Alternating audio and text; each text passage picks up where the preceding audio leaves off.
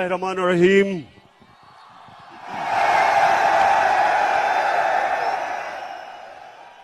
अल्लाह तेरी इबादत करते हैं और अल्लाह सिर्फ तेरे से मदद मांगते हैं। जेलम, मैं आज आपके जज्बा और जुनून देख के आपका दिल से शुक्रिया अदा करता हूं। खास तौर पे जिस तरह आज हमारी ख्वातीन निकली हैं, मैं आपको सलाम पेश करता हूं। और मैं देख रहा हूं कि बच्चे भी हैं, क्योंकि अच्छा, और मैं ये जितने भी झंडे देख रहा हूं, मेरी आगे से आप सबसे एक दरखास्त है कि तहरीक इंसाफ के झंडों से उतना ही जितना आप तहरीक इंसाफ के झंडे लेके आए, उससे ज्यादा पाकिस्तान के झंडे लेके आए। तेरा पाकिस्तान है, ये मेरा पाकिस्तान है, तेरा पाकिस्तान है, ये मेरा पाकिस्तान। क्योंकि मेरे पाकिस्तानियों,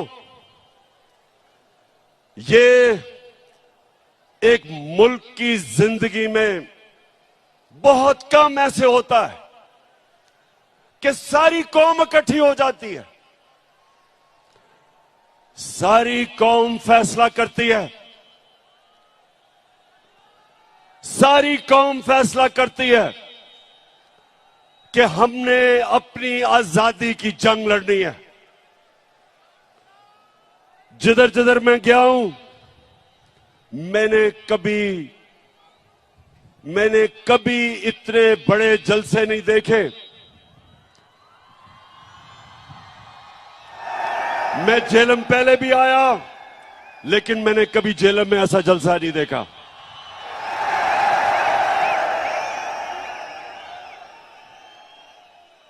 और जेलम उसकी वजह कि अल्लाह ने हमारे पे खास करम किया है। नौजवानों, गौर से सुनो, कुरान में अल्लाह कहता है कि एक प्लान इंसान बनाता है और दूसरा अल्लाह बनाता है। जो प्लान बनाया गया था, साजिश बाहर से हुई। एक डोनाल्ड लू, अमेरिकी अंडर सेक्रेटरी, हमारे अमेरिका के सफीर को बुला के तकब्बुर में उसको हुक्म देता है कि अगर पाकिस्तान ने इमरान खान को अदमे इत्मीनान में ना हटाया तो पाकिस्तान के ऊपर बड़ा मुश्किल वक्त आएगा। और फिर साथ कहता कि अगर पाकिस्तान ने इमरान खान को हटा दिया और चेरी ब्लॉसम को ले आए तो सब माफ कर दिया जाएगा। और फिर सारी साजिश होती है, यहां के मीर जाफर और मीर सादिक उसमें शिरकत करते हैं। 22 करोड़ की 22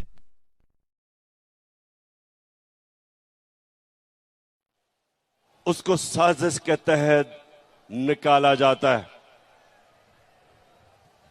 और फिर जो असल इस मुल्क की तौहीन की जाती है कि मुल्क को जो 30 साल से इस मुल्क के बड़े किया जाता है, और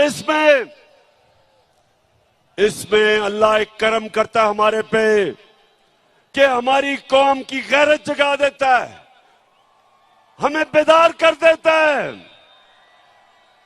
उस कौम की जो कौम ला इलाहा इल्लल्लाह के नारे पे खड़ी हुई थी, बनी थी, उस कौम की खुददारी जगा देता है। मेरे पाकिस्तानियों, जितना भी हम अल्लाह का शुक्र अदा करें वो कम है, क्योंकि हमारी खुददारी को इस मुल्क के करप्ट और गद्दार लीडरों ने खत्म कर दिया था।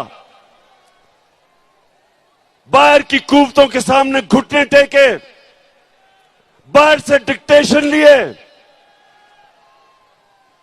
खुद तो उनमें गैरत नहीं थी, कौम की गैरत को भी नुकसान पहुंचाया। तो अल्लाह तेरा शुक्र अदा करता हूं आज मैं कि तूने मेरी कौम को जगा दिया है। 26 साल से मैं कोशिश कर रहा था कि मेरे मौला इस कौम की खुददारी को जगा। ये वो कौम थी जिसका नजरियाती लीडर इलामा इकबाल था, और इलामा इकबाल ने सारी उनकी शायरी एक ही चीज के लिए थी कि जो गुलाम मुसलमान कौम थी उनको जगाने की कोशिश की। और हमारे नजरियाती लीडर इलामा इकबाल ने कहा कि उस रिस्क से मौत अच्छी है जिस रिस्क से आती है परवाज में कोताही। इस नजरिए पे पाकिस्तान बना था। और ला इलाहा इल्लल्लाह, ए अल्लाह तेरे सिवा हम किसी के सामने नहीं झुकते। तो जब बैरूनी साजिश के तहत चेरी ब्लॉसम बूट पॉलिश को ऊपर बिठाया तो कौम जाग गई। और आज मैं देख रहा हूं कि पाकिस्तान को एक कौम बनते हुए, ये बड़ा करम है अल्लाह का।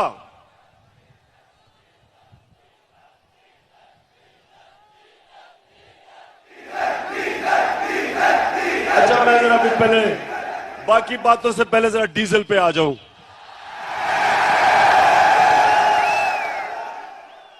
अच्छा जरा सुने, फजलुर रहमान भी, अब उसकी भी जमात इन सारे चोरों के पलंदे में, ये सारे इक्तदार में आ गए हैं, बंदर बांट हो रही है। अब ये मैंने सोचा कि फजलुर रहमान तो बड़ा दीनी आदमी है, तो वो आके कोई तालीम की, एजुकेशन की मिनिस्ट्री संभालेगा। उसने एजुकेशन की मिनिस्ट्री नहीं संभाली, उसने कम्युनिकेशन की मिनिस्ट्री संभाली है, जिसके अंदर एनएच है, जिसमें सड़कें बनेगी और जिसमें पैसा बनेगा।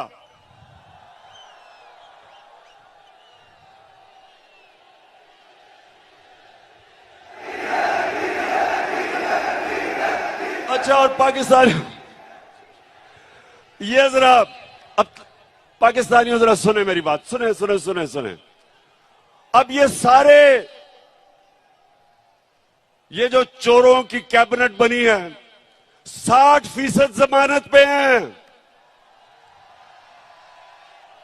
किसी ने 18 कत्ल किए हुए हैं। शरीफ खानदान ने 40 अरब रुपए की चोरी का हिसाब देना है नैब में और एफआईए में।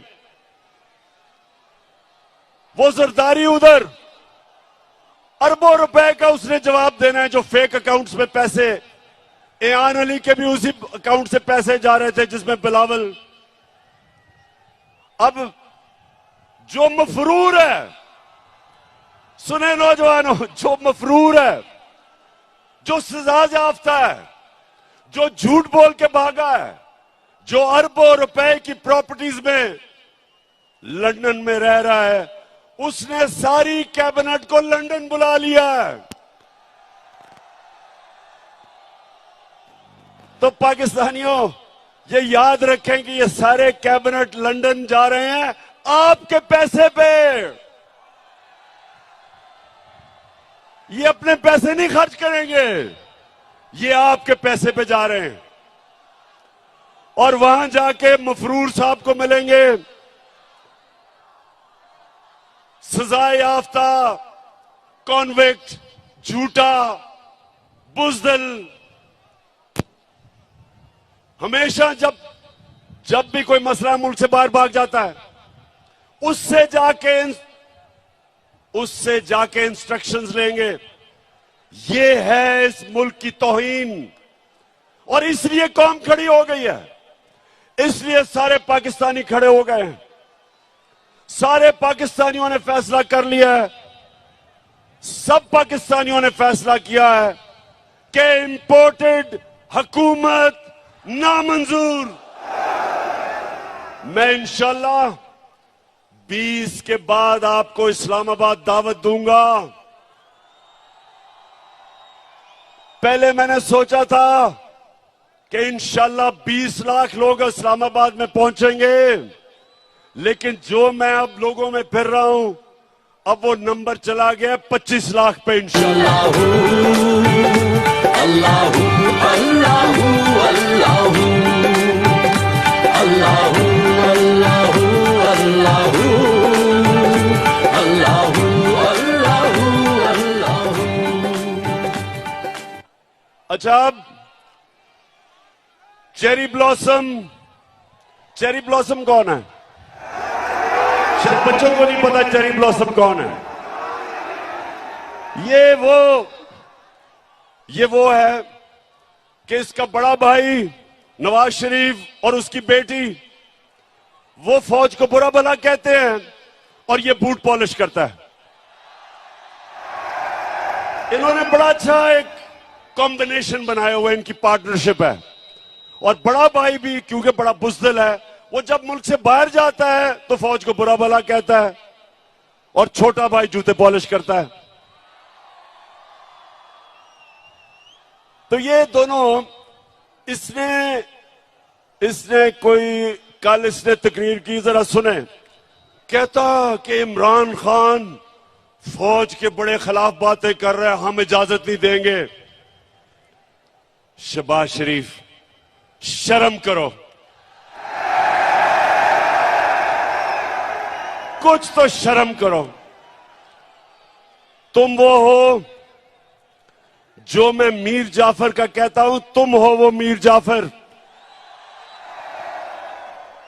मीर जाफर वो था जब उसने सिराजुद्दौला, जो मुगलों का गवर्नर था, जब अंग्रेजों के खिलाफ वो लड़ा था, मीर जाफर ने उससे गद्दारी की और फिर अंग्रेजों ने मीर जाफर को ऊपर बिठाया, जिस तरह अमेरिकनों ने शहबाज शरीफ को ऊपर बिठाया। तुम हो मीर जाफर,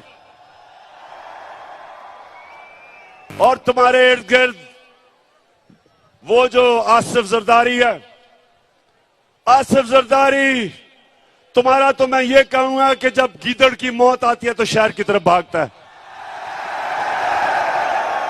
मैं इंशाल्लाह सिंध आ रहा हूं और मैं अपनी कौम के सामने वादा कर रहा हूं कि सिंध को मैंने आसिफ जरदारी से आजाद करवाना है।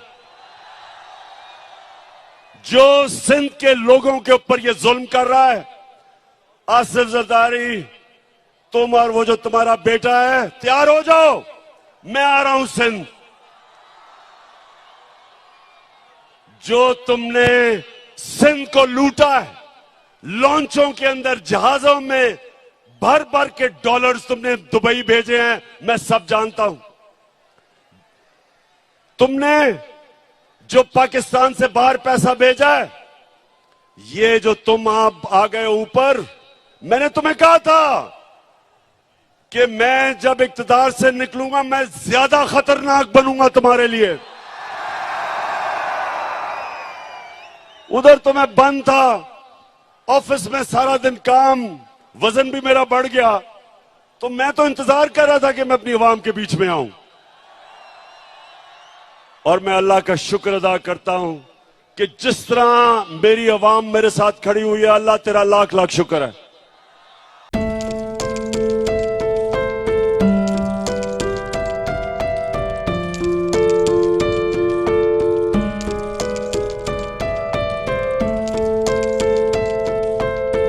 पता है पाकिस्तानियों, हिंदुस्तान ने क्या किया, जरा ये सुने गौर से। उन्होंने पाकिस्तान के खिलाफ प्रोपेगेंडा किया।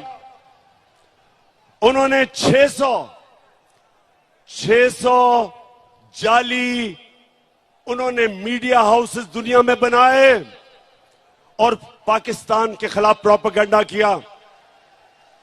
इसको EU डिसइंफॉर्मेशन लैब कहते हैं।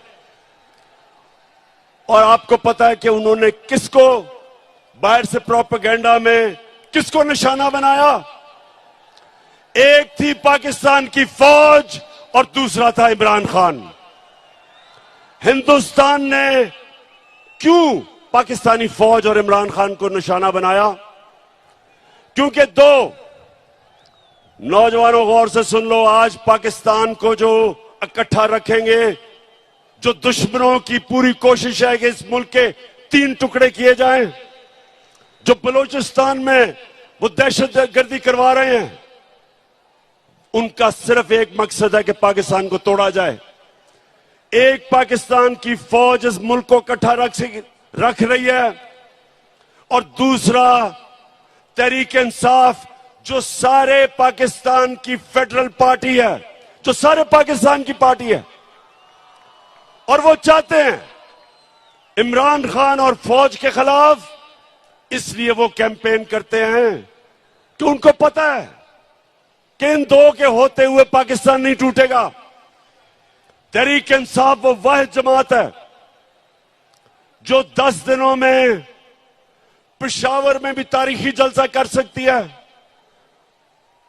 मज़ार कायद कराची में भी तारीखी जलसा कर सकती है और मीनार पाकिस्तान को भी भर सकती है 10 दिनों के अंदर।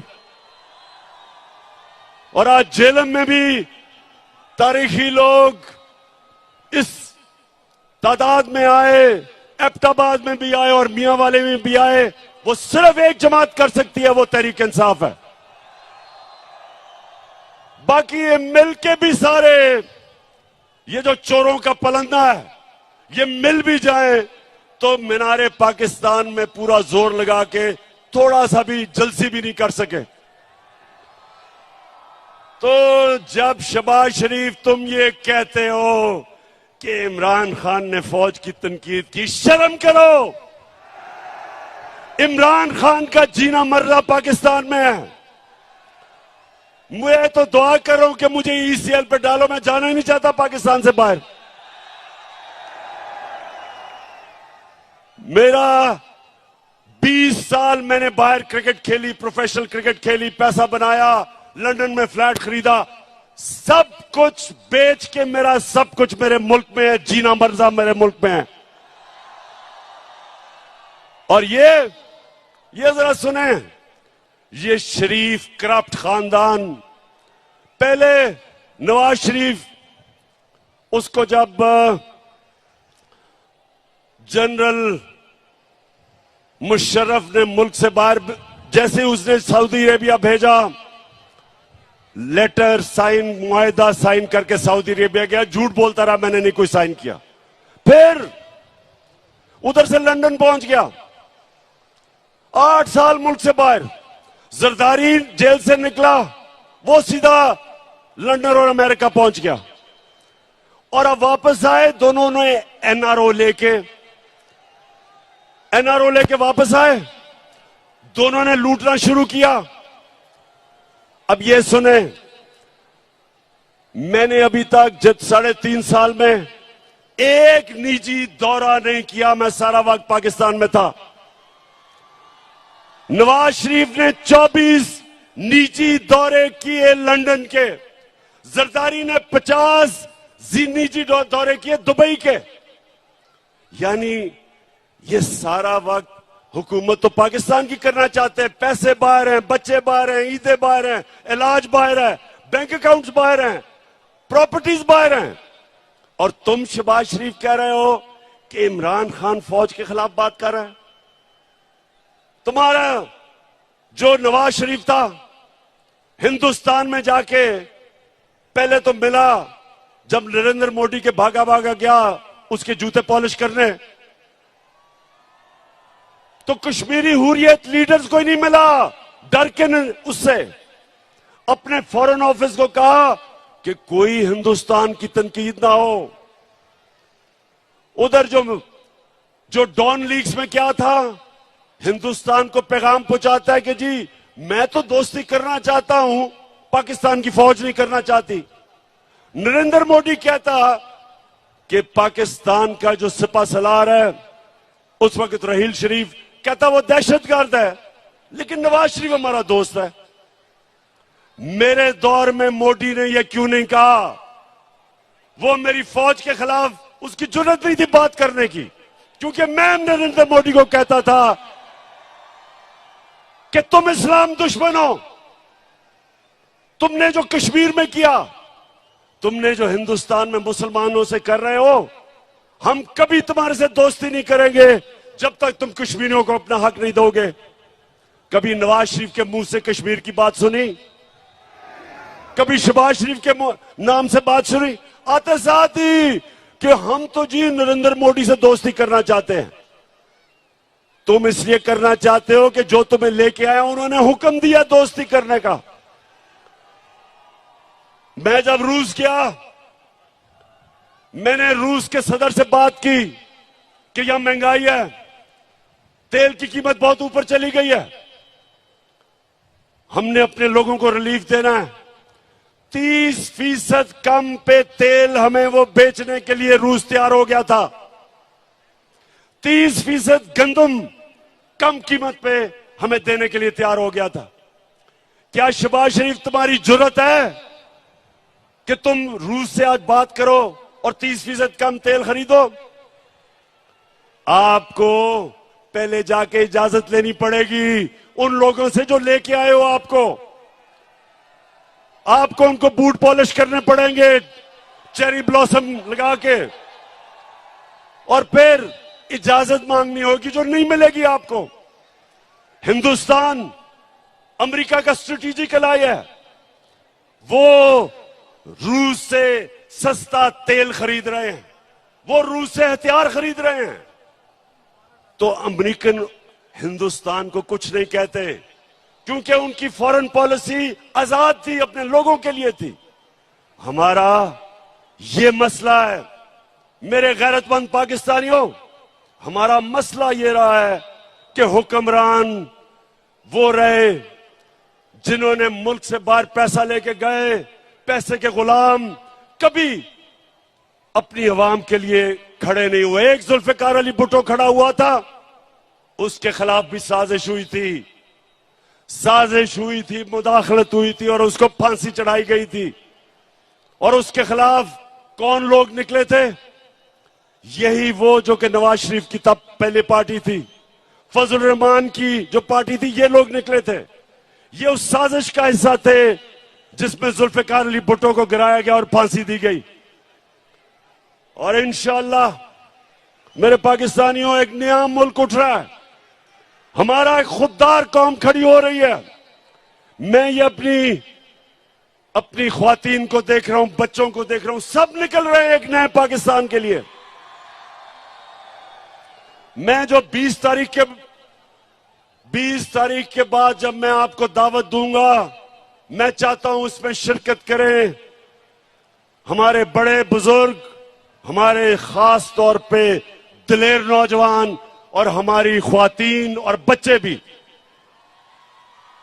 हकीकी तुम्हारा है, तुम पास सके, ये चमन तुम्हारा है, तुम सके, ये बदन तुम्हारा है, तुम पास बढ़ सके।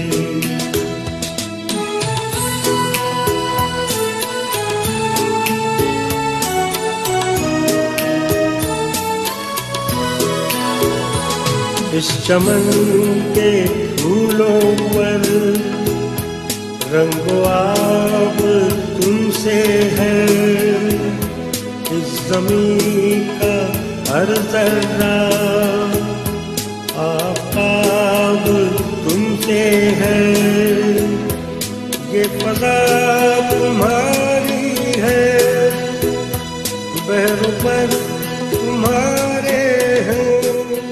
अच्छा मेरे पाकिस्तानियों, मैं अब अपनी आखिरी बातें करने लगा हूं, जरा गौर से सुनना है आपने। देखें, मेरे 3.5 साल जो हुकूमत में थे, मैं आपको बताऊं मुझे सबसे ज्यादा शर्म कब आई? जब मुझे बाहर जाके दोस्त मुल्कों से पैसे मांगने पड़े, जब कर्जा मांगना पड़ा, मुझे शर्म आई। क्योंकि मैंने आज तक अपने वालिद से भी कभी पैसे नहीं मांगे थे। मैंने जब पैसे मांगे थे शौकत खानम के लिए अपने पाकिस्तानियों से, कभी मैंने गैरों से पैसे नहीं मांगे। शौकत खानम के लिए, नमल यूनिवर्सिटी के लिए, अभी जो जेलम में मैंने अल कादर यूनिवर्सिटी बनाई है, इनके लिए सिर्फ पाकिस्तानियों से पैसे मांगे थे। लेकिन जब, क्योंकि इन्होंने दिवालिया निकाला हुआ था मुल्क का, सबसे बड़ा हमारा बैरूनी खसारा था, मुझे बाहर जाके पैसे मांगने पड़े, क्योंकि हमारे पास पैसा ही नहीं था अपने कर्जों की किस्तें अदा करने पे।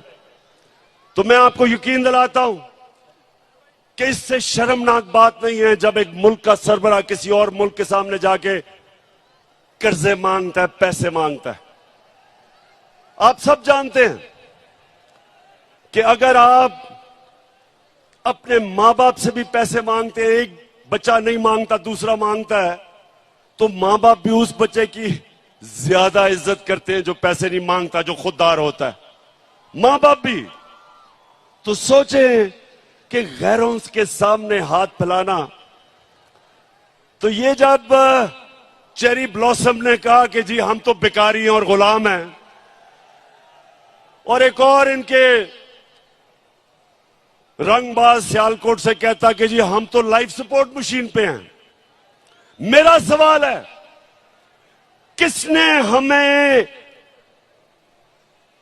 किसने हमें मकरूज किया? 30 साल से ये दो खानदान इस मुल्क पर हुकूमत कर रहे हैं। 30 साल से, 30 साल में ये अरबोपति बन गए, इनके बार प्रॉपर्टीज, फ्लैट्स, जायदादें, ऑफशोर अकाउंट्स, और मुल्क को मकरूज कर दिया। मैं तो सिर्फ 3.5 साल हुकूमत की है। तो सवाल मैं ये पूछता हूं कि जब कहते हो कि बेकारी हैं तो हमें तो गुलामी करनी पड़ती है, हमें बेकारी बनाया किसने? किसने इस मुल्क से पैसा चोरी करके बाहर लेके गए? वो लोग जो हमारे मेहनतकश पाकिस्तानी 14-14, 18-18 घंटे काम करके इस मुल्क में पैसा भेजते हैं, रेमिटेंसेस भेजते हैं, वो मेहनतकश के खून पसीने पे आज हमारा मुल्क चल रहा है। और ये डाकू यहां से मनी लॉन्ड्रिंग, पैसा चोरी करके मुल्क पैसा बाहर भेजते हैं। तो बेकारी बनाया किसने? आपने। और कौन इससे मुल्क को निकालेगा? मैं आपको आज ये कह रहा हूं कि जिस तरह हम एक कौम बनते जा रहे हैं, एक कौम के लिए कोई चीज नामुमकिन नहीं होती। जब कौम इकट्ठी हो जाती है वो सब कुछ कर सकती है। जब जलजला आया, जब फ्लड आया पाकिस्तान में 2010 में, अरबों अरबों डॉलर्स का नुकसान था। सारी कौम इकट्ठी हुई, बैरून मुल्क पाकिस्तानी सब मिलके, सब ने उसका मुकाबला किया और हमने अपने आप को खड़ा कर लिया अपने पैर पे। इसी तरह जिस तरह अब हम कौम बन रहे हैं, मुझे कोई शक नहीं कि पाकिस्तानी जिस तरह जब उनको यह पता चल गया कि उनका टैक्स उनके ऊपर खर्च होगा, ये कैबिनेट जा रही है एक मफरूर से मिलने आपके खर्चे के ऊपर। मैंने कभी अपनी कौम का पैसा फजूल खर्च ना अपने ऊपर करने दिया, ना इस तरह खर्च करने दिया। और जब कौम को यकीन हो जाएगा हम कौम बन जाएंगे, हम टैक्स भी इकट्ठे करेंगे, हम अपने कर्जे भी दे देंगे, हमारे पास इतना पैसा होगा कि हम अपने बच्चों की तालीम, स्कूलों पे, यूनिवर्सिटीज पे हम इस मुल्क को खड़ा करेंगे। और वो तब होगा जिस तरह अब हम कौम बन रहे हैं। और मैं इसलिए आज जेलम आया था, अल्लाह का शुक्र अदा करना कि मेरे अल्लाह आपने मेरी कौम को जगा दिया, बेदार कर दिया, शऊर पैदा कर दिया, खुददार बना दिया, कौम की गैरत को जगा दिया। और इंशाअल्लाह 20 के बाद जब मैं आपको कॉल दूंगा, एक हमारी डिमांड होगी, इलेक्शंस करवाओ और इंपोर्टेड हुकूमत नामंजूर। पाकिस्तान अल्लाह अल्लाह अल्लाह अल्लाह